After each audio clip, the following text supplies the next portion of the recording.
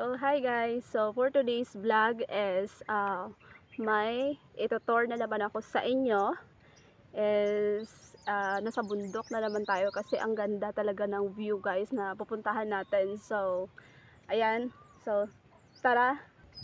So, ayan nga guys, Dali. tinawag ko yung asong maliit ko kasi gusto niyang sumama. So, ayan nga, nag-picture-picture muna tayo dito bago tayo magsimula. So, ayan guys, tanaw na tanaw yung ganda ng view talaga dito guys. So, ayan, may makita tayong puno ng balinghoy dito guys. So, ayan na yung asong cute na lalaki. Yan siya guys ha.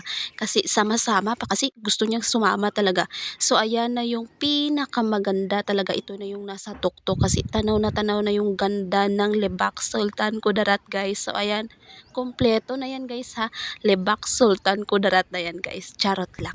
So ayan nga, may mga puno ng niyog sa ibaba. May mga bahay pa Dali, yan dyan. dali. Madami yan dyan guys. So Dali, ayan na dali. yung aso ko. Dali. Nag-una-una na talaga siya nag-uwi. Dali dan. Kasi hindi na siya makapaghintay. Gusto niya nang maunang mag-uwi. Sabi ko maya na.